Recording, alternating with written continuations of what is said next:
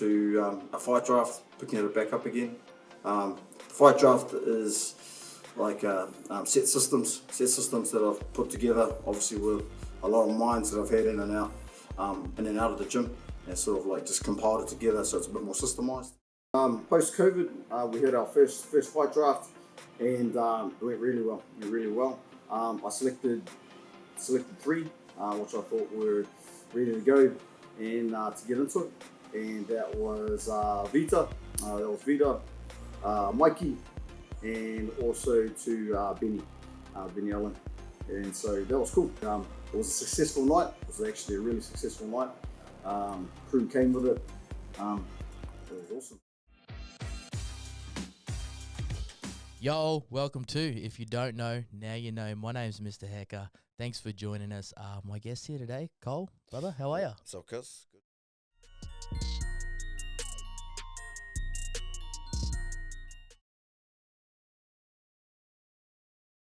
Good. So me and my son Mana, we both do Brazilian Jiu-Jitsu.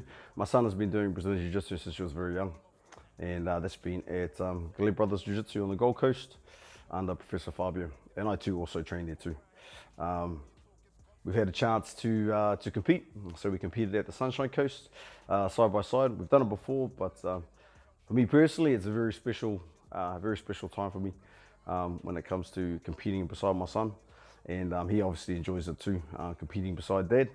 So yeah, it was a good day for us, both getting a couple of goals to put in the closet. So it was always good. It's not really all about that.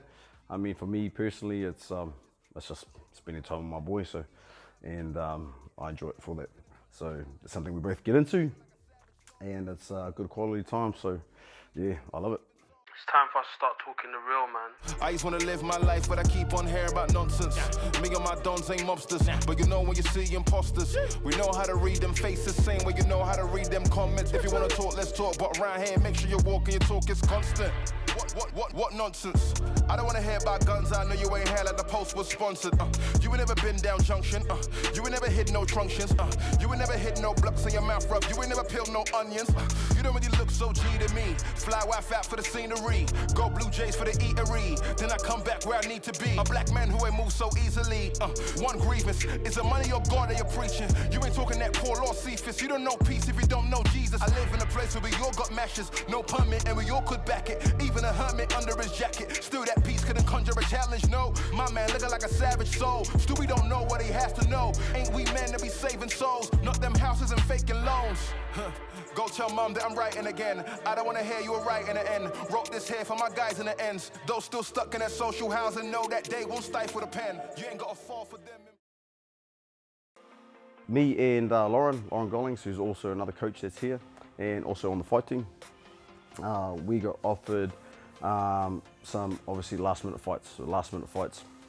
Hers was a title fight, and I just got offered an amateur fight, so which we had been training anyway, so we're ready to have a crack. So it was cool.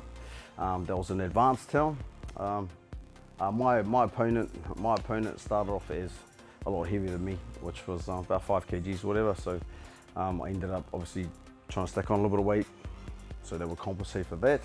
But the opponent got switched the night before, so I had to drop in excess of obviously 6 kgs over that night to make weight for the next day, which was hard obviously, but I'd already committed to it, so I was cool with it, so had a crack at it, so sweet as. We both obviously gone through the fights. My fight, first 2 rounds, especially after watching back the video and that, I did enough to win those. With the 3rd round, would have been going to the opposite guy. And yeah, obviously when judges came back, it wasn't that, it was all the rounds the other way. So that was playing up quite a bit.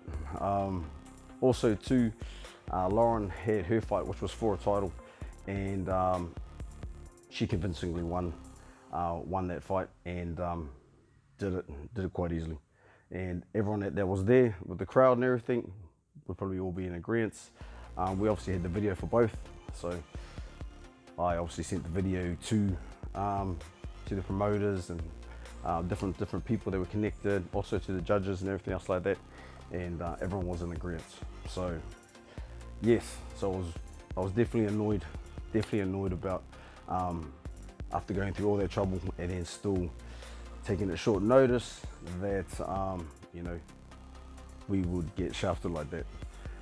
So it was very disappointing, and me personally, I think that judges should be held more accountable for their actions when it comes to judging. It should be fair down the middle, you know, either way is fine, you know what I mean? So I don't have any problem with that. It's just as long as it's fair, then it's cool, you know what I mean? So it's obviously not the fighter's fault or anything else like that. You know, it's the people that are judging that need to be held accountable. But it is what it is. It was a learning curve. We both fought well. Well, Lauren fought exceptionally well, dominating a lot of those rounds. And she should have had a title around her waist. But it's all good. It is what it is. And we're just going to soldier on to the next.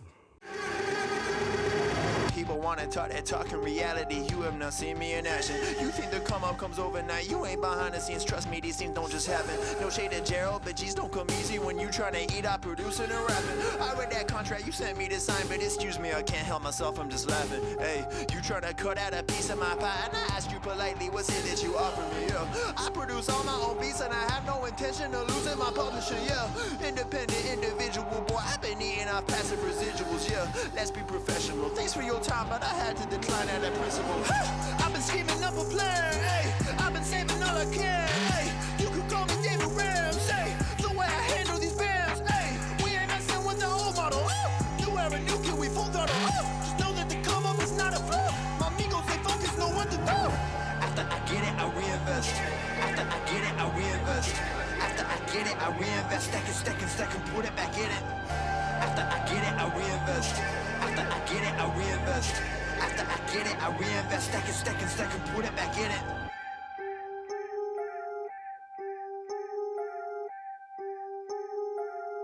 Yo, look, I ain't saying that I'm rich, cause if I'm honest, I've never been. But when I look at all these other kids, I feel just a little bit ahead of them. You should know the business is competitive. There's a lot of people that I'm better than, even better.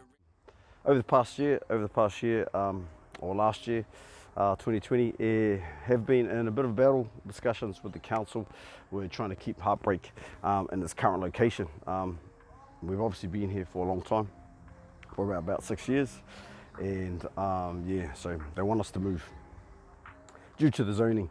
There's obviously a lot of gyms that are still in this area also too, but apparently it's more due to whether you get you know, complaints and that against you. So from what I've heard, apparently there's been a few people either dobbing each other in when it comes to, obviously they get hit up about it, so then they'll say, what about that gym?